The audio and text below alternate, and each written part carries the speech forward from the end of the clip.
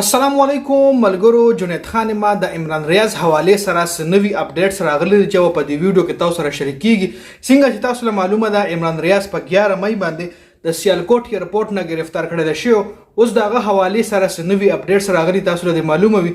دغه چې کوم وکیل د میا علي اشفاق دغه حواله سره ډېر خبرې کړې مخکې میا علي اشفاق دغه حواله سره دا ویلو چې هغه محفوظ دي او یو سیویلین ادارې سره دي. بیا دغه حواله سره دا خبر راو چې عمران ریاض کوم ډیر زیات کمزوري شوی دی او دغه ګیره او ویخته هم ډیر زیات غټ شوی دی. حالات ډیر زیات خراب دي. دغه حواله سره د عمران ریاض حواله سره دا اپډیټس راغلو.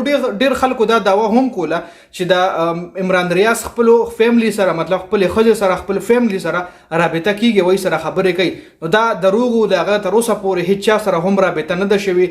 هیڅ چا سره هم دغه پکور کې والد صاحب سره یا مور سره یا خپل خځه سره یا بچو سره هیڅ قسم رابطه نه ده شوی. تقریبا 77-78 ورځې وشوي چې هغه به درکه شوی دی چې له هیڅ معلومات نشته. خو میا علي اشفاق چې کوم دی هغه دغه حواله سره اپډیټس مخکې راوړلی وو چې هغه الریډي تاسو سره ما شریک کړیو.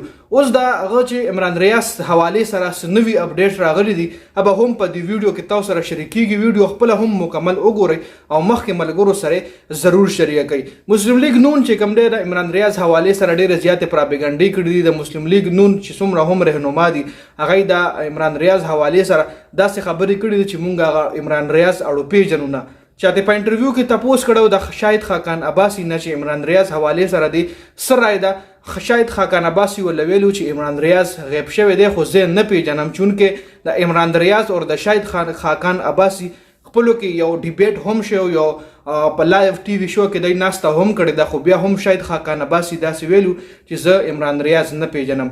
بل طرف ته مریم اورنګزیب نه هم تاسو شو چې د عمران ریاض حواله سره د څه رائے ده. نو مریم اورنګزیب هم ویلو چې زه عمران ریاض نه پیژنم او دومره خبره ما چې مطلب یو شهري روک شوی دی. مطلب یو شهري کو روک شوی که هر څوک روک شوی یو عام شهري دی په نظر کې هیڅ ویلیو نه لري.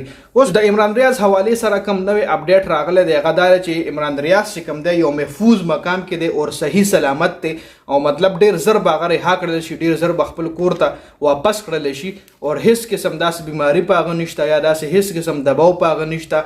تر اوسه پورې چې مطلب هغه نظر بند دی تر اوسه پورې چې گیر دی نو دا غیل شاله به هم سنا سوجه وی چې کله عمران ریاض را رهاشي هغه نه پس په پته لګي چې دا غي شاله سوجه و چې عمران ریاض تقریبا 77-78 ورځې وشوي چې هغه مطلب به درګه شوی هیڅ علم چاله نشته دی.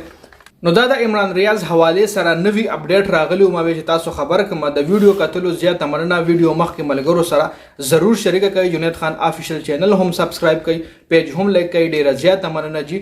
والسلام.